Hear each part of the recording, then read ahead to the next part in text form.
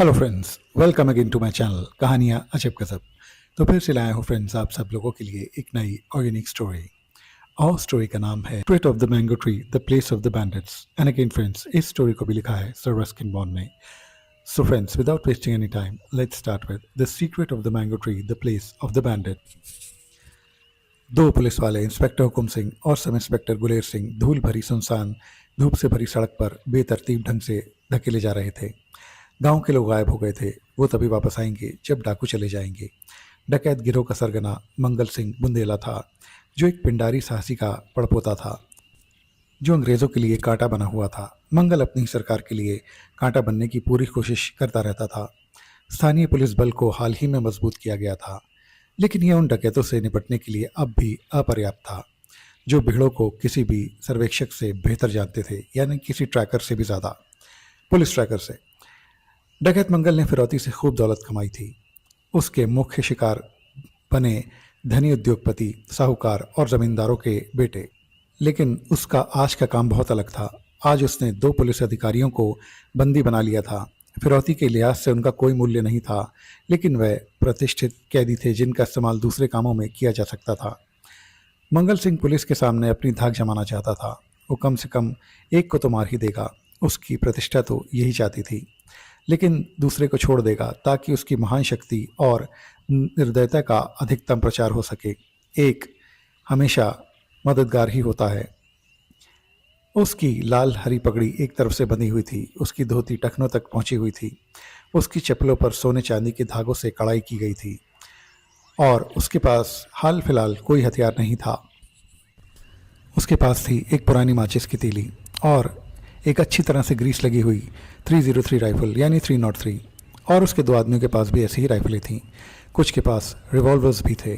बस छोटे आदमियों के पास देसी पिस्तौलें थीं। मंगल सिंह का गिरोह कई मायनों में पारंपरिक होने के बावजूद हथियारों के मामले में आधुनिक था। अभी उनके पास पुलिस वालों की बंदूकें भी हाथ लगी थीं। आइए इंस्पेक्टर साहब, मंगल सिंह ने पुलिसिया बर्बरता के लहजे में हट्टे कट्टे इंस्पेक्टर को रस्सी से बांधते हुए खींचा।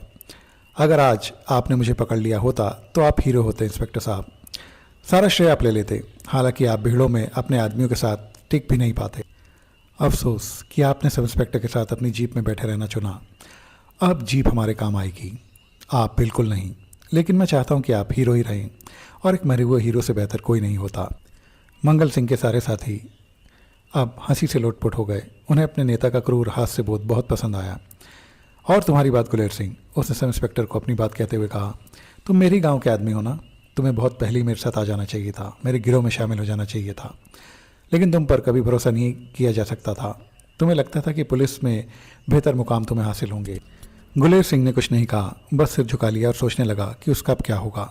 उसे पूरा यकीन था कि मंगल सिंह अपने बंदियों से निपटने का कोई ना कोई क्रूर और ख़तरनाक तरीका ज़रूर निकालेगा। गुलेर सिंह की एकमात्र उम्मीद थी कांस्टेबल घनश्याम, जो डाकुओं के हाथ नहीं लगा था, क्योंकि घात के समय वह खुद को रस्सी में जकड़े हुए था। फिर मंगल सिंह अपने बंदी को आम के पेड़ के नज़दीक ले गया। मेरे पास आओ, मंगल पसीने से तर इंस्पेक्टर से कहा, जो अपनी मुश्किल से निकलने के लिए कुछ भी करने को तैयार था। मुझे जाने दो, और मैं तुम्हें वादा देता हूँ कि तुम्हें कोई परेशानी नहीं होगी मंगल सिंह। फिर मंगल सिंह बोला, मैंने अपने आदमियों से कहा है कि मैं तुम्हें आम के पेड़ पर फांसी दूंगा और अपना वादा निभाना चाहूँगा, लेकिन मैं निष्पक्ष खेल में विश्वास रखता हूँ। मुझे थोड़ा बहुत खेल पसंद है। अगर तुम्हारा दोस्त यहाँ सब इंस्पेक्टर गुलेर सिंह होश में आ जाए तो तुम अभी भी आज़ाद हो सकते हो। इंस्पेक्टर और उसके साथी ने संदेह भरी उलझन भरी नज़रों से एक दूसरे को देखा। वह ज़्यादा देर तक उलझन में नहीं रहे। आम के पेड़ पर पहुंचकर डाकुओं ने एक अच्छी मजबूत भांग की रस्सी निकाली, जिसके एक सिरे पर गांठ लगी थी। अपने साधारण करियर में इंस्पेक्टर को गेंदे के फूलों की कई मालाएं मिली थीं। अब पहली बार उसे जल्लाद के फंदे की माला पहनाई जा रही थी। उसने फांसी देखी थी, उसका आनंद भी लिया था, लेकिन खुद फांसी के लिए उसका खुद का अहम तैयार नहीं था। इंस्पेक्टर ने दया की भीख मांगी। चुप रहो, मंगल सिंह ने आदेश दिया। मैं तुम्हारी पत्नी और बच्चों के बारे में नहीं जानना चाहता, और ना ही ये जानना चाहता हूँ कि वे किस तरह से रहेंगे तुम्हारे बाद। याद है, तुमने पिछले साल मेरे बेटे को गोली मार दी थी। मैं नहीं, इंस्पेक्टर चिल्लाया, वो तो कोई और था। पर मैं जानता हूँ, उस पुलिस दल के लीडर तुम ही थे।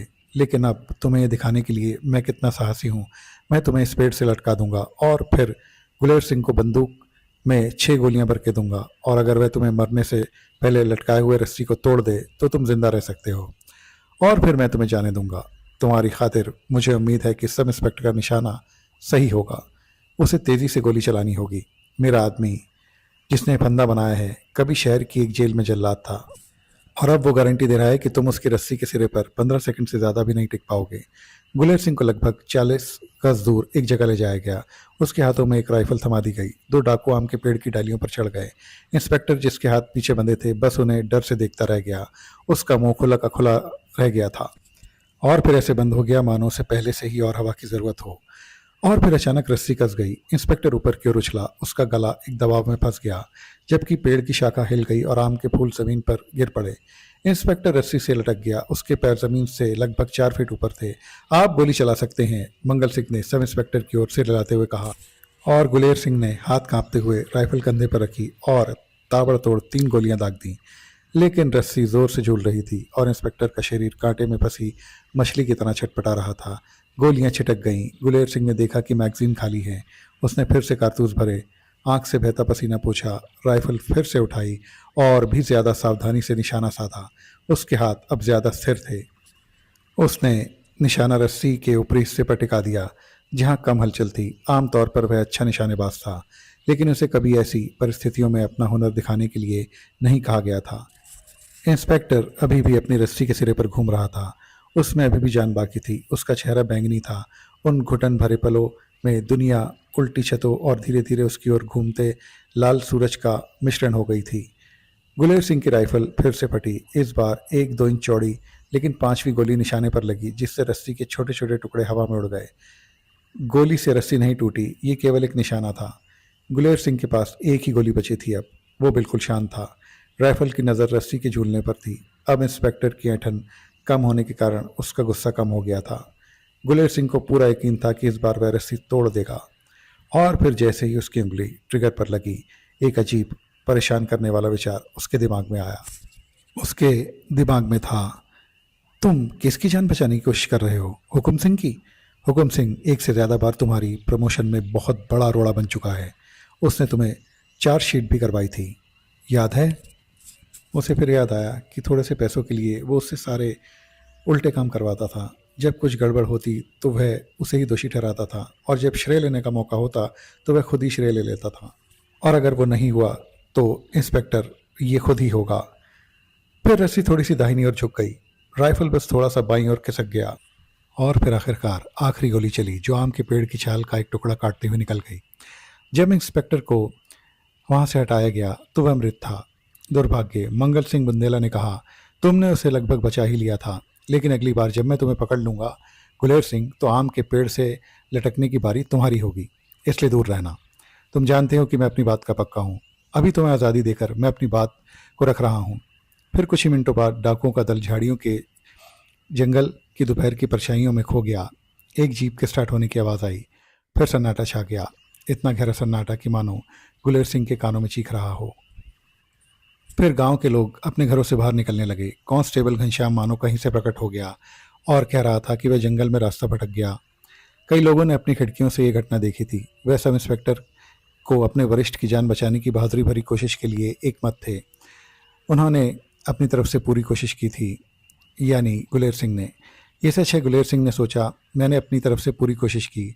आखिरी गोली से पहले वो थोड़ा झिझका, और जो सवाल अचानक उसके मन में उठा था वो अब उसके मन में नहीं था।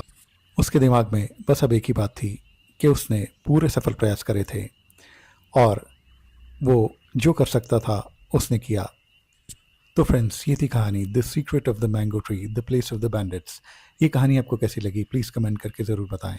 मेरे चैनल को लाइक, शेयर और सब्सक्राइब ज़रूर करें, और बेल आइकन प्रेस करना भी ना भूलें।